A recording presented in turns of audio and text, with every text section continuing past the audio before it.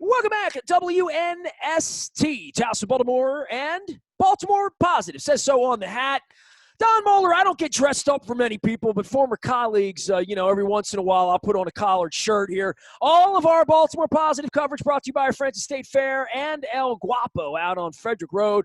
I got to get out there. I'm so craving that chicken from the Chicken and Waffles. The shrimp and grits I had a couple of weeks ago. I'm going to get that bavette steak. He took the meatloaf off the menu. I got to have a talk with Evan about that. Our friends down at Fadley's are shipping those crab cakes world class all over the world, anytime, one click away. And, of course, you can always get out of Lexington Market and curbside.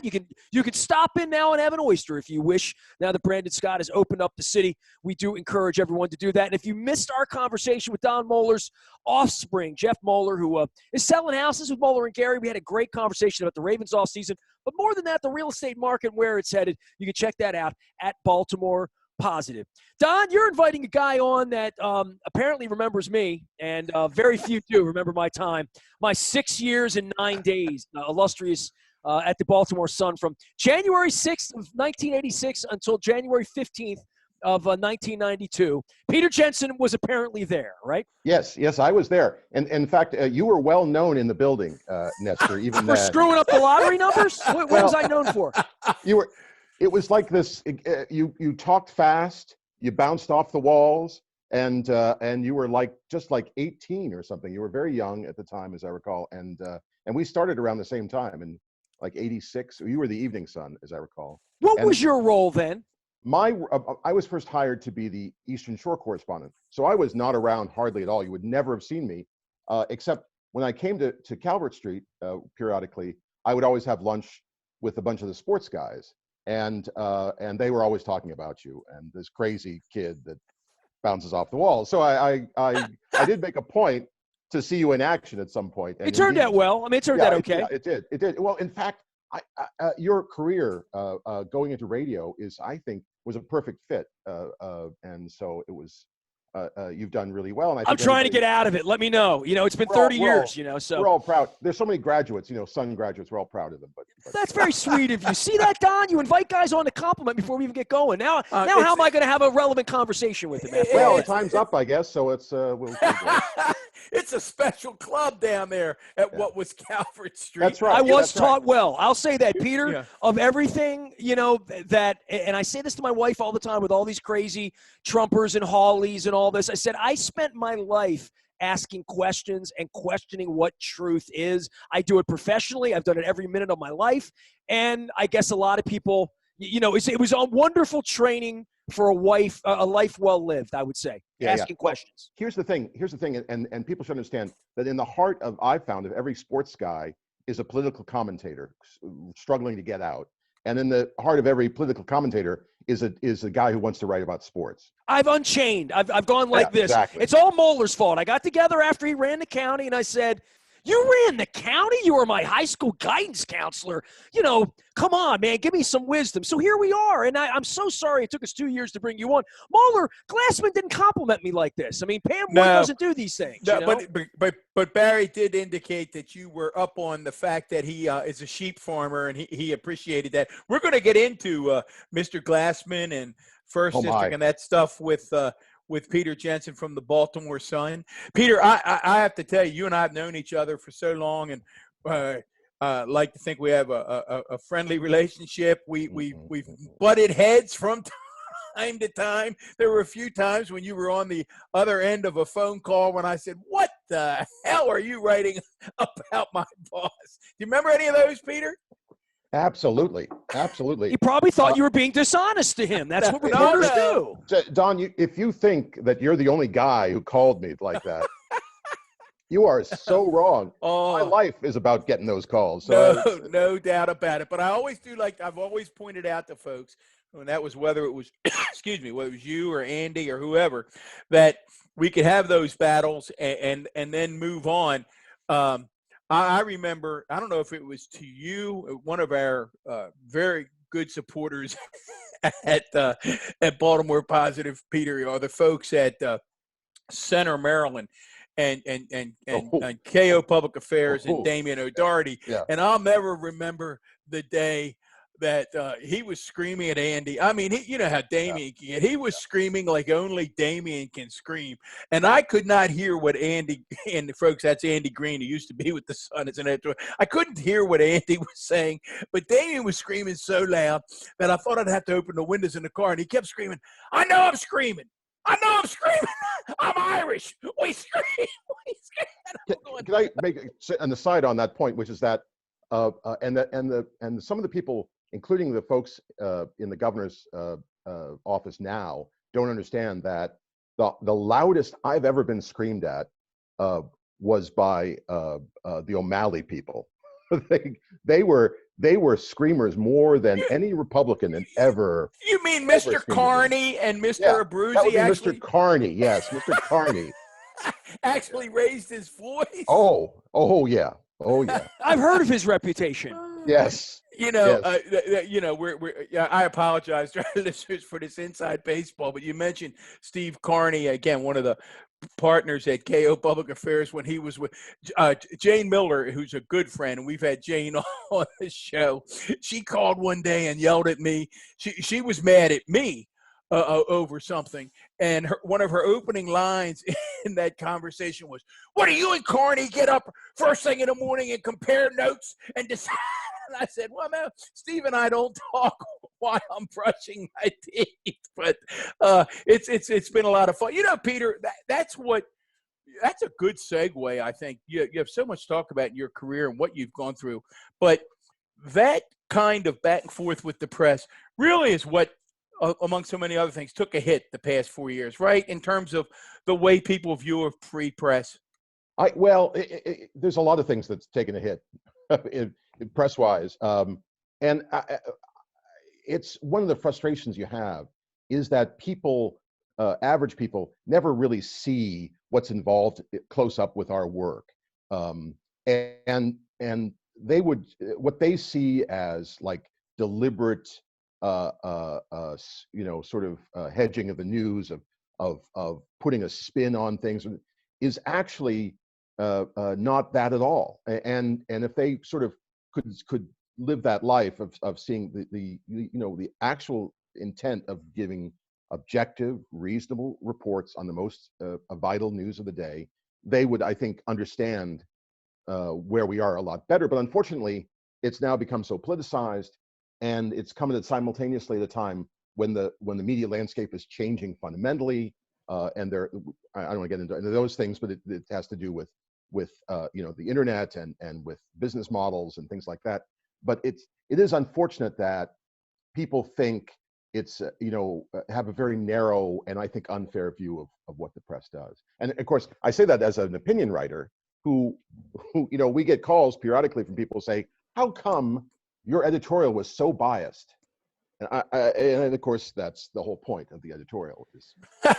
Well, we're going to talk about a couple recent op-ed and then one that actually was an editorial. But one of the things I was struck by, Peter, when you and I communicated off the air, you now have more years in the editorial room than you did as a beat reporter at the Sun. Yeah. Is that accurate? Yeah. It's about even right now. It's now flipping to more years in opinion. Yeah. So talk about the shift and the different. And Nestor loves the journalism discussions. Talk about the shift to the opinion room, to the editorial room, and also take people behind the curtain, Peter. Editorial writers are fond of saying, we're separate. We're separate from the reporters. Yeah. There's this wall that's built up. Take people behind what that means when you say we're separate from the reporters. Oh well, it's separate in every way possible. In that the editorial department, the opinion editor, the deputy opinion editor, editorial writer, we have other than physical proximity, have nothing to do with reporters and editors and people who put out the main part of the newspaper.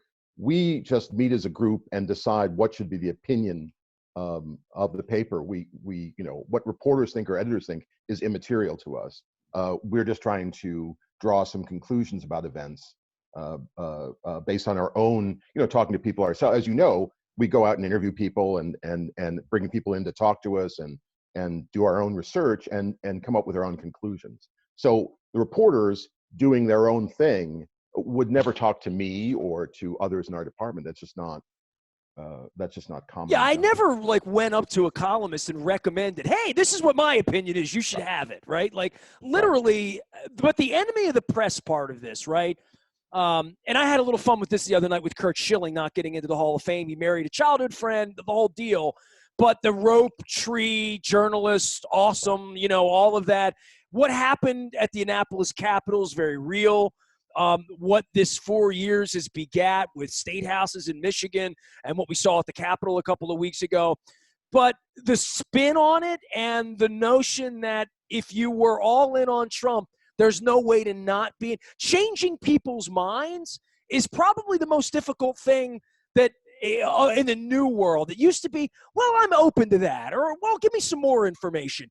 There's no more of that. And I guess the internet and the silos we keep and the words we keep all get looked at by these algorithms and social media, and we just get what we already believe thrown back at us. And that's very obvious for any of us that spend any time on social media. No, Nestor, you're absolutely right. And it was, sometimes you sit down and you wonder, who are you writing your opinion piece for? Are you writing it to convince someone to change their mind? Or are you writing to get, are you writing for the choir, essentially, and just trying to get people to be excited about reading you? Or are you just writing for page views? Are you just trying to be ornery and be different and provocative? It can always be a struggle. But at the heart of, I like to think of opinion, should be the idea that we believe in something, that the person who's writing that truly believes they're right and needs to make that point. And if you don't have that, I just think it comes through as sort of heartless recitation of talking points. Well, we just had a presidential campaign. You almost ran for mayor, right? So my wife, the first thing she said, you got to have a platform. You got to have a platform. So I put a platform together. I never ran. Trump ran for president without a platform. I mean, there was nowhere to go to even look to see what he believed, right? Like, that's kind of an incredible thing to where we are for reading and words. And Peter, I say this to Don all the time, and you talk about me being a young whippersnapper and a fast talker and all that stuff. I wrote a book on the Ravens championship 7 years ago, and I went down to Ocean City for the Ravens Roost convention. And I thought, man, there's 20,000 Ravens fans. They all love the team. It's only $20. It's got a lot of great stories in it, stories that I didn't even know. I had 20,000 people. I sold 20 books. I had everyone came by me, and they all said the same thing. I don't read no books. I don't read no books no more. And they just elected a president for 4 years who clearly has never read a book. Just the notion of reading. I think we all take it for granted in this, in our little world here, that we all read and we're all well-read and we've all studied up on civics and went to school. There are a whole bunch of people that stopped reading in 8th grade or 9th grade and still got a diploma, right? That's the hardest part, is reaching people with your words who aren't open to any new idea no matter what. So when you talk about persuasive speech or persuading people to do anything, I've always thought editorial writing would be at its heart persuasive without trying to be, without arm twisting. Just saying, here are the facts, here's a strategy, here's what I think, but you got to get somebody to come and read it. And I think in this country, that's one of the real problems we have, is people read tweets, but they don't read white papers, man.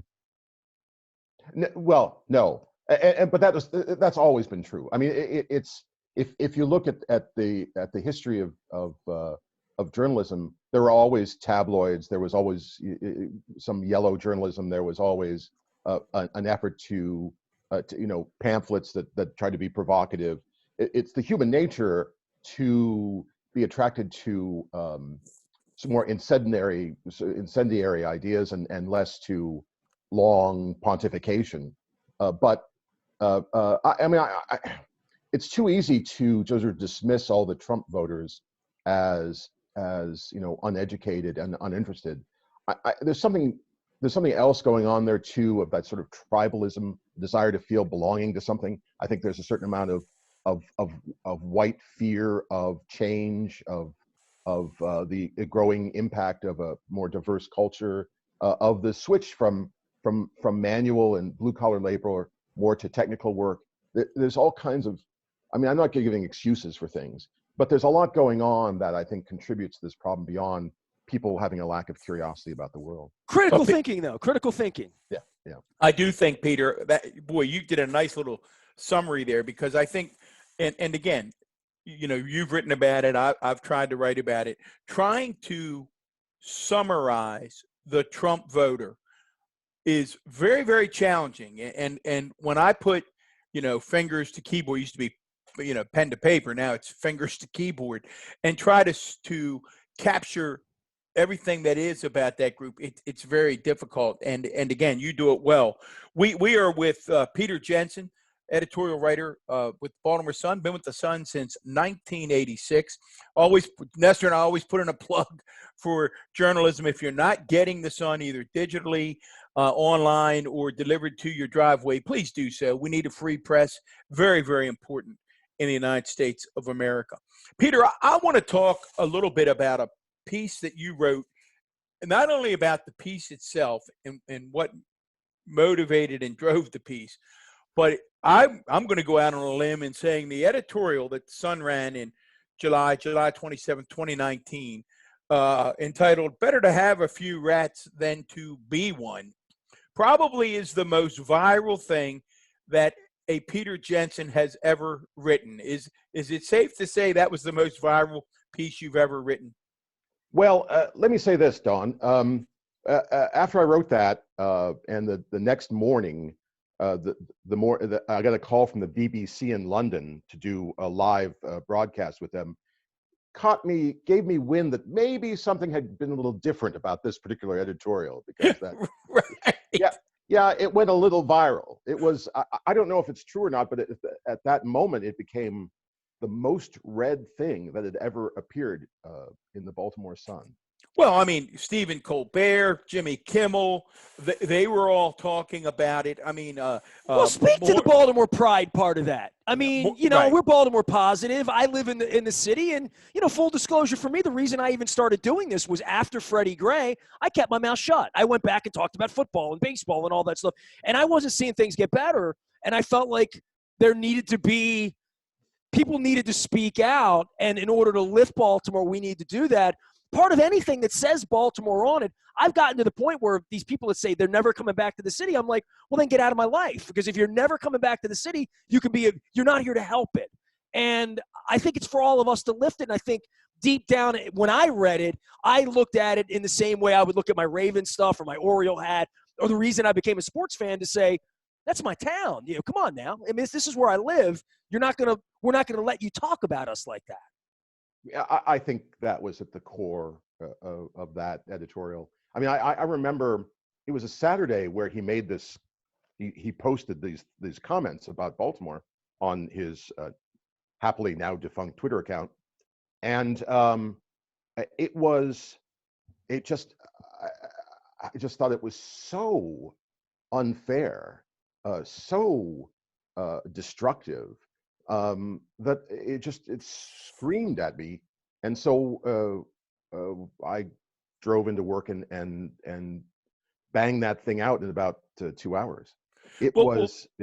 Go ahead, Peter. Go ahead. I'm sorry. No. I mean, it was. I think what Nestor says at the heart, it's about striking back, and in fact, I tried to use language to sort of replicate the president's thought process at that point, and what he might actually pay attention to or affect him. So, and what you did in the beginning, I mean, right out of the gate, Peter, in that editorial, you gave the president's words right back to him. You wrote, here are the key phrases. No human being would want to live there. It's a very dangerous and filthy place. It's the worst place in the USA. And you said your personal favorite. It's a rat and rodent infested mess. I mean, that's the kind of rhetoric we got used to from the president. What I'm fascinated by, Peter, I'll kid with you from time to time when I read an editorial, having read you for many, many years. I sometimes I'm right, sometimes I'm wrong, but I have a sense what I'll call Jensenisms. I'll see a phrase or two in there, and I'll go, okay, I know who wrote that editorial. And a lot of times I'm right. Occasionally I whiff. You guys typically are anonymous when writing an editorial. This one had suddenly became Peter Jensen's piece. How did that happen? Well, first of all, I think it's wrong to describe editorials as anonymous. They're not. They're not signed because they're products of a board, of an editorial board that debates things and essentially formulates the position together. So I think it was misleading to have a byline on an editorial.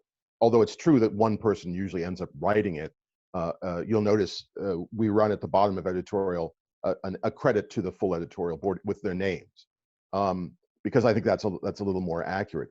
But I would say there was a little of my personality in there because I am a little sarcastic. Occasionally, just a occasionally. little, just a little. And I think sometimes it's more effective to put in some personality, like you and I were talking, or like it was a small group and we were at the bar with beers and we were just trying to convince each other of something.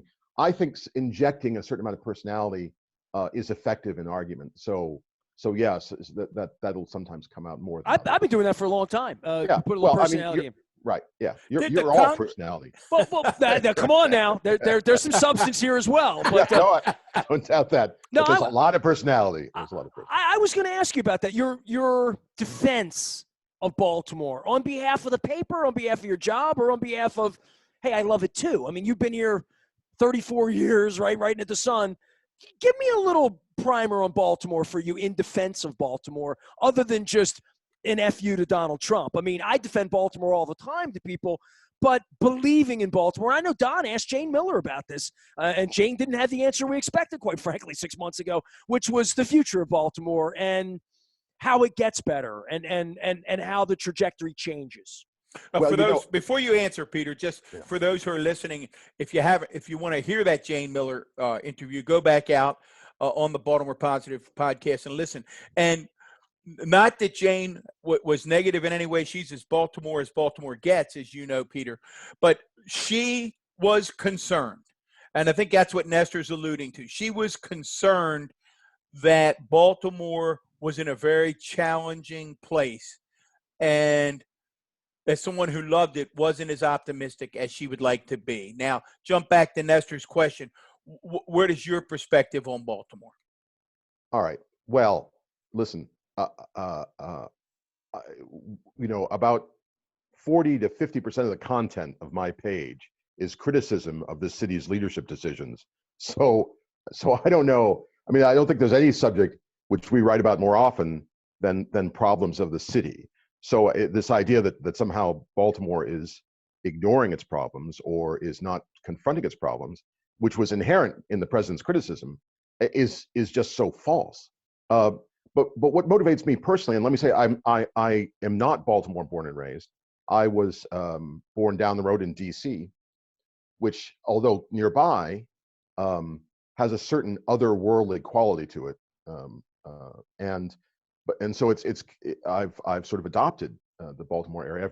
I've married and raised a family here, and one of the advantages you have as a reporter is you meet a lot of people. You meet people who are on the front lines of police work, of hospital work, of community organizers, of people who are trying to make a difference, people who are invested in Baltimore, people who have devoted their lives to making this a better place, and to dismiss them, just without more than a second's thought on the matter, because someone, as you recall, this started with a video of trash on the streets of West Baltimore.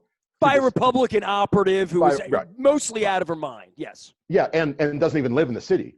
It was just... Who we invited on the show, and she wanted to write the questions. And I said, probably not. Probably not going to work here. Well, maybe you do that over CBM. You don't do that at WNST. Yeah. That's a whole different subject. Anyway, so that's just, I mean, it just hits you somewhere hard, because it's just so incredibly unfair and insulting to people who have devoted so much effort to making this a better place, and so much is stacked against Baltimore in a way that that these people who can criticize so easily don't understand, particularly down to the racism and classism and fundamental social problems that historically have confronted Baltimore and have not been solved. Well, we had Antero on, in regard to his book. And I'll be honest, Peter. I mean, I've been doing this a long time in the sports side and the Free the Birds and all that. I went to Don 2 years ago and I said, before Kathy was going to prison, this was just when I was seeing the city begin to deteriorate, the crime numbers, all that stuff. And I said, who's making it better? Where are the good people here? You know what I mean? And I guess I was in my own little silo for a long time, seeing people at events or whatever, but saying, who's really trying to make a difference? And that's why I went full swim into Baltimore Positive for exactly what you said. And I said this to my wife. I said, man, there's some really good people here. Yeah. We ought to be able to figure this out. We have really good people here. We have resources. We have location. We have all sorts of assets. How do we harness that? And really, a lot of this would speak to Trump. Bad leadership will get you blown up every time, right? And we've really had a spate of that here the last 2 decades. And that discussion that Nestor had, Peter, led us to really sit down and have important discussions with folks like Sarah Heminger at Thread, who's just doing life-changing work. I mean, Sarah Heminger. Talk about Dante Barksdale, which is and Dante, which took our breath away. Speaking of what Peter Jensen writes, so we have and I like the way you put it. It's not that they're anonymous; they're written by the whole editorial board. Typically, one editorial writer assumes the bulk of the work on a particular piece. But then there was a recent op-ed where a Mr. Peter Jensen put his name on the piece, dealing with the 1st Congressional District. And let me just share a little, if people would like to know when Mr. Jensen says he has a certain style, let me just do a little bit of a dramatic reading of part of that piece. If honor meant anything to Mr. Harris, he would recognize his misdeeds and tender his resignation right now. Not because he's a Republican, not because he is politically conservative, not because he has long been a fawning toady to President Trump. That would be a take for me if I were reading a Jensen piece. Parenthetical, district voters presumably endorsed his servile obedience to the liar-in-chief when he was reelected by a 63% to 36% margin in November. Close parentheses, but because he blatantly rejected his oath of office and obligation to defend the Constitution in attempting to overturn the election, consistently and knowingly misrepresenting the vote, and then for sanctioning, if not outright encouraging, last week's riot that resulted in the deaths of at least 5 individuals, including Brian Sicknick, a 42-year-old Capitol Police officer. I think you have levied the case against 1st Congressional District Representative Andy Harris. Talk a little bit about what prompted that piece, Peter, having covered the good congressman for many years. Well, that column sort of speaks for itself. I think that anyone who has followed the 1st District recognizes that he has been a terrible representative for the state of Maryland. Down to, you would think when your district essentially covers much of the Chesapeake Bay, that you'd at least be invested in, for instance, cleaning up the Chesapeake Bay. But he's not even that. It is such a failure of leadership that his presence there is only because, really, the Democrats so badly gerrymandered the district to make it, a district that sort of centers on the Eastern Shore, all the way into Cockeysville, where he lives, and beyond, into northern Carroll County, taking out with it some of the most conservative bastions in the state. That's why he even, is there to allow the state to have 7 Democrats, but just 1 Republican in Congress. Peter, talk about that piece a little bit, that not piece, but that comment that you just made, because again, Nestor and I have talked about it before. We've talked about it with John Sarbanes. We've talked about it with pretty much every elected official. All you have to do is hold Sarbanes' map up and say, explain this. Yeah, right. Yeah. Right. And John knows how crazy his district is. Dutch's district is crazy. We go around the state. We go around the Western Maryland district where David Trone represents. They're all crazy districts. I have this premise, and shoot holes in it, which you're more than capable of doing, that there are many reasons why we ended up in this tribalism that you talk about, but this desire on the part of both parties across the nation to gerrymander these districts, to create what we call quote unquote safe districts, where fixing the game, where moderation is not rewarded. Right. And compromise is not rewarded, really has taken us down this rabbit hole. But I also believe when people criticize Maryland and want Maryland, that you can't fix it state by state, that it has to be a federal solution. Just curious as to your take on that. Yeah, I've actually, I think I made that point in the column that or maybe in some other piece I wrote, that state level solutions don't seem effective, because in order, for instance, Maryland to switch back to districts that might lead to a, say a 4-4 split like the state once had, in Democrats and Republicans in Congress, in the House of Representatives rather, you would in that part potentially surrender the Democratic majority in the House, which would be disastrous for Maryland's interest. So unless other states, Republican-run states, did the same thing, you would be demonstrably penalized for doing the right thing. That's a problem. And yet at the federal level, if you want to say, this is how you have to do districting, you'd have to pass that through Congress with a 2/3 majority. That's not going to happen. So there's no easy solution in sight. But yet, the only way, some states have already come around and created independent groups, commissions to advise on district boundaries, which is probably the best solution available. But that's only because they have voter initiatives and can sort of circumvent their state legislatures. We don't have that in Maryland, and so it's not going to happen. Once again, we're with Peter Jensen, the Baltimore Sun editorial page. Peter, before we let you run, because you've been very much, or at least I don't know, very much involved, maybe an exaggeration, but you've been certainly interested in the whole Save the Sun effort. You've followed what's happened to print journalism, which is very concerning to Nestor and me and the future of print in the United States. And Peter, did I just read, or am I mistaken, that the Trib actually announced it was giving raises, but only to its employees who were not members of a union? I mean, did I misread that somewhere? Yesterday, we received notification that there would be some kind of bonuses handed out. And the first group to receive the bonuses will be the non-union employees, and that union employees will have to have the situation negotiated.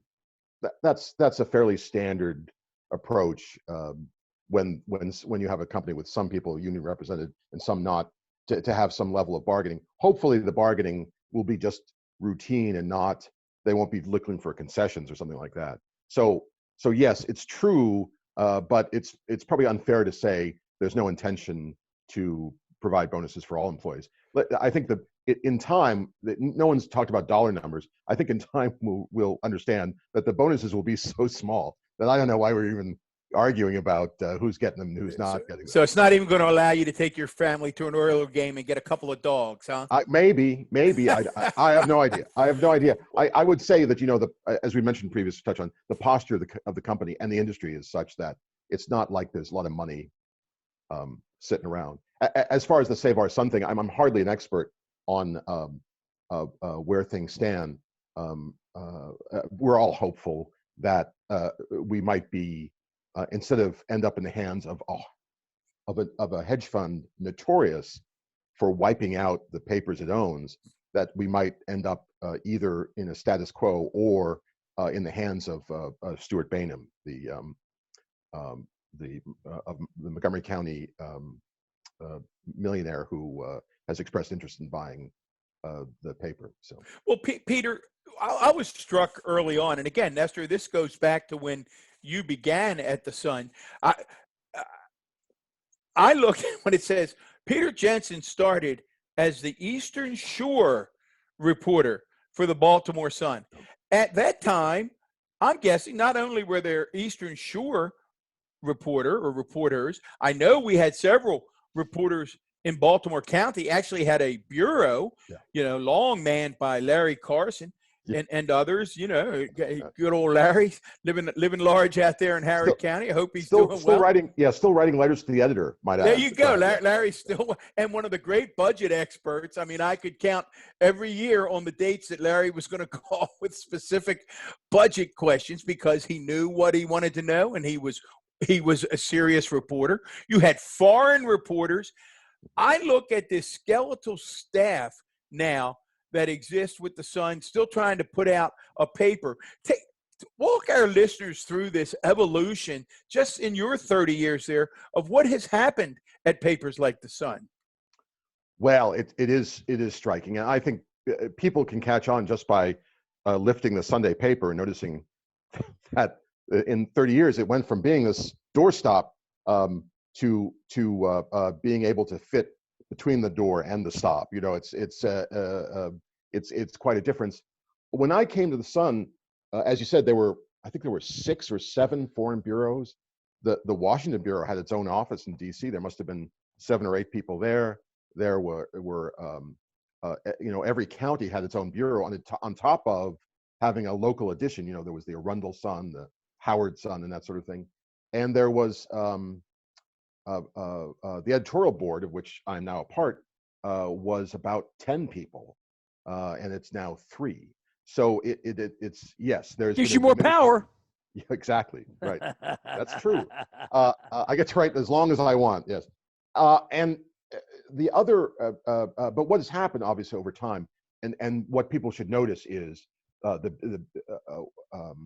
the advertising has essentially dried up because it's gone elsewhere. Again, back in the Sunday paper days, one of the thickest sections used to be the classified ads. Well, there's essentially no such thing as newspaper classified ads anymore. That's a thing of the past, and because the internet killed that. And a lot of the display ads, companies would much rather advertise on social media or other internet sites where they can tell they can run the ad to somebody who has already expressed intent on buying their product. Why would you go in this general circulation newspaper when you can buy something specifically gleaned to pop up on the Facebook page of someone who's already run a search for that item on Amazon or wherever? It's just much more cost effective for employers, and so you just run the gamut of all those things. And it's funny because in terms of page views, the Sun is as capable as it's ever been. We have people who do some wonderful journalism. We are until the title passes hands again, the Pulitzer Prize winning for local newspaper in the world. It's even diminished. Kathy'd still be running the city right now and have her house. Yeah, right. Yeah. Well, maybe, yeah. So they do the best with what they can, but it's probably fair to say we have maybe a quarter of the manpower of what we used to have. And of course, back then when we had both the Evening Sun and the Morning Sun. So yeah, maybe the staffing is about that. Yeah, remarkable. Hey, Peter, before we let you run, I know it's early. We're in the infancy of a Biden presidency, but you've covered politics a long time. You have a gut. You have an instinct. What's your gut tell you as to how Joe Biden has done so far and what we might encounter going forward? I am hesitant to draw a lot of conclusions after a week. It's a little early to do that. I would say the most impressive thing so far has been his appointees are like so much more qualified than the last administration. Well, they are qualified. Let's start with that. That's right. Like, I mean, that's the most significant thing right now. I think long term is that he's going to have people around him who know what the hell they're doing in a way that the last regime was frightening. Well, I mean, every day we wake up. I mean, we're 9 days into his presidency. I wake up today, everything. We had a half an hour with Barry Glassman. Everything is about vaccine, vaccine, vaccine. Well, they clearly screwed that up. They clearly had gross incompetence at every level, and they've they've parked that on Biden's doorstep. I said to my wife the other day, how many other things do you think that we're never going to know about? Like, just even what went on in the White House, that they wouldn't let Biden in, and until noon that day. Just crazy stuff that they're never, and Biden can't complain about it, right? Biden can't say the vaccines are screwed up because the other guy was incompetent. Right. Well, can you imagine if he had approached this first 9 days as his predecessor would have approached it? It would have been, I mean, things would be incredibly ugly right now. He would be sneering and lying and doing all the other mechanisms you had before. The country would be at sea with little hope of getting back on some normal, some rational, some reasonable footing. And in the middle of a pandemic, I think I bet you're going to see pretty soon some polling that is going to show the country feels better about itself, and that the Biden approval rating is higher than his predecessor's approval rating at any point in his presidency. I saw one, Peter, one of the early ones. I think it was, I don't know if it was Pew or someone the other day, did a quick snapshot. And again, it'll change dramatically because we're so early. But at 1 week in, they did a comparison to Trump. One week in, Trump was at 46%. It was the highest approval rating that he ever achieved. He never hit 50. He's the only president who never hit 50. So he was 1 week in at 46, and 1 week in, Biden was at 63. So the sense of normalcy has had an impact. It's interesting. I was speaking to an uncle the other day. He's 79 years plus. And by every measure, I would say to folks, as politically moderate can be. He's a lifelong businessman. He's not left. He's not right. He's pretty much dead smack in the middle. And he got into a debate the other day with someone who still wanted to try to support the past president. And my uncle's response was, but truly, be honest with me. Don't you feel better waking up every day without a knot in your stomach? And I thought that's really prophetic. I find myself going on Twitter less just because I don't think the world's going to blow up. Literally. Yeah. I think so. In fact, it's and I'm not a Twitter person at all, but I did have to keep a bookmark on the president's Twitter account because you never knew what might be said or done that would completely. But here's the thing: what difference did it make? In the end, what difference did any of those words, any of that, all other than the people that were actually affected by it, in the end? Oh, Nestor, I think it made a huge difference. I think it continues to make a difference. Yeah, I agree. I think. Oh, him being off makes a difference. I would agree. I would agree with that. Public trust in our institutions of government, I bet you'll find, is quite low right now. And the sort of tribalism we started the show with talking about, I think it's more manifest because of this sort of behavior. It's caused people to take sides in a really ugly way, and I think the legacy of that is going to last a long time yet. Decades, Peter. I say that all of the time. The destruction of the norms, the term that I think people are writing about now and that you're hearing about is that the norms, what he did to norms. He established new norms and he destroyed old norms. And I said that the wrong way. Maybe what my point is, he hasn't been punished for it. All that awful stuff that you bookmarked and looked at, it just all came and went. Right. And nothing was ever done about it, and I guess that's where the impeachment comes in, which is going to dominate everything the next couple of weeks, right? For better or worse, because I have no idea how it's going to work out. And I think we do. I'll make a prediction there.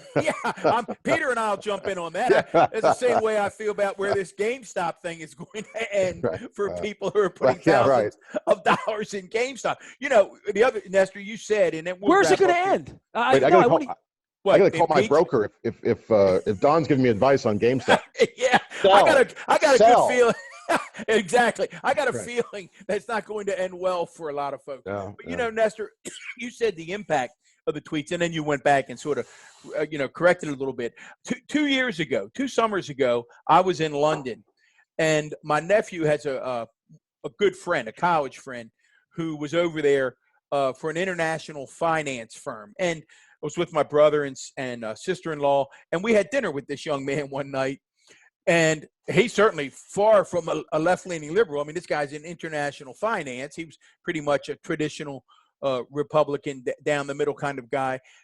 And he, at that point, was pulling his hair out because he said he was dealing with clients every day who were making decisions that affected millions and millions of dollars. And it goes to what you said, Peter, about bookmarking the tweets. He said, I've never in my life tried to have to navigate around the thought that we could cement a deal or make a decision and then 5 minutes later have that undone by a tweet that would affect the market in millions and millions, if not billions of dollars. The erratic nature of that and the return to normalcy just feels different. Now, what that's worth long-term, we'll see. My gut tells me, Peter, that if, and it's easier said than done, that if sometime by September or October, this virus is truly under control, the vaccine has been distributed, and pent-up demand in the nation in terms of trips and restaurants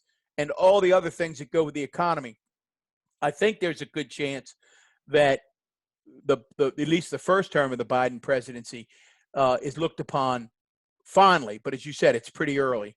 Yeah, it's too early to tell, and I think there's just as good a chance that as the pandemic drags out further than people really wanted it to, and because vaccinations, as you can see, are not going quickly, and now we have new iterations of the virus, which it's not even completely clear whether the vaccines will address.